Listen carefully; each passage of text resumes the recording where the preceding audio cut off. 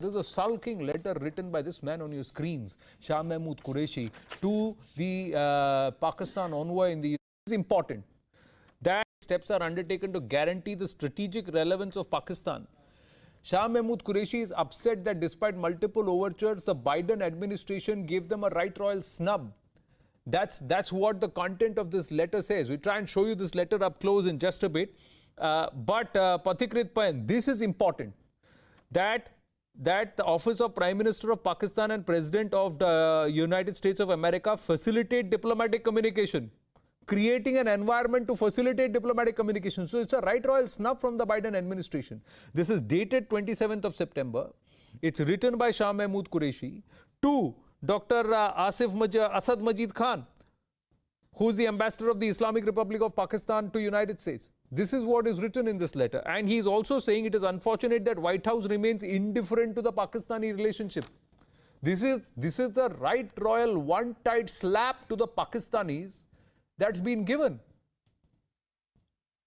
Yes, Anand, I agree with you. And, to the best of my understanding, President Biden has still perhaps not yet called up Imran Khan time since he actually entered the White House.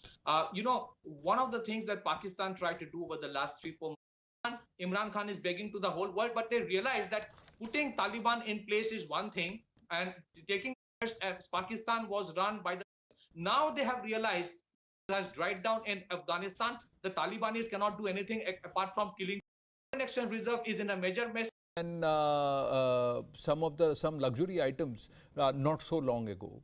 That is the situation in their country. This is a country which cannot fight a war against us. The last time they fought, we had 90,000 of their POWs. We handed them back. We could have taken all of Pakistan, but we handed them back those soldiers. Chudiya pehen ke unko khud kaha gaya, and a lot of them are still alive, and they cannot forget it. It gives them nightmares. That's the reality, and that's the reason why they try and send puppets and cowards like they are trying to do in Jammu and Kashmir. That will also go away. But the bigger point, Sumit Peer, is that a first secretary of the at the UN from India is enough to show where Imran Khan's place is, put him in his place. And today, Pakistan is irrelevant in the global scheme of things. I mean, why does world need Pakistan now? The Americans needed Pakistan for logistical support in Afghanistan. The moment they out, they don't need Niazi and his gang of terrorists. Why do they need them?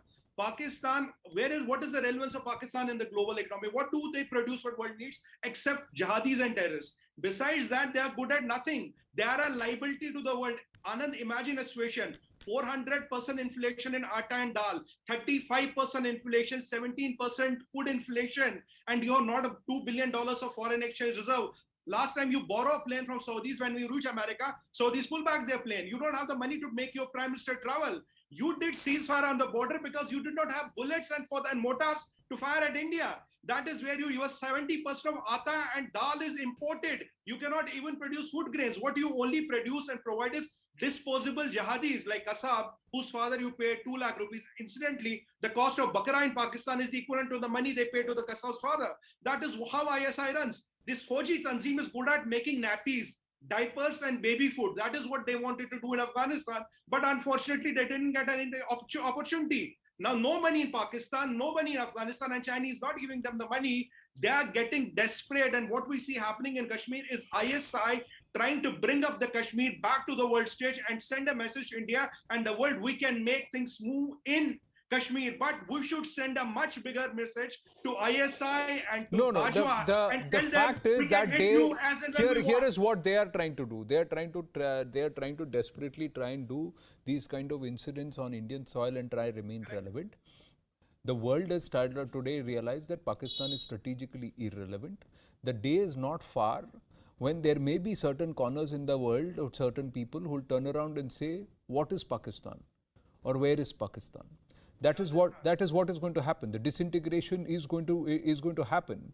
And when one of their own cricketers had turned around and said, "4 सूबे नहीं संभलते आपसे, कहाँ कश्मीर लेने चले हो?" So that is a reality, and it's coming to the fore. And this is coming from their own foreign minister, who says we are strategically irrelevant. and that the indifference is hurting them. They are pained by it. Ladies and gentlemen, we're going to take a very, very short break. Sumit Peer and Pathikrit Pain, thank you.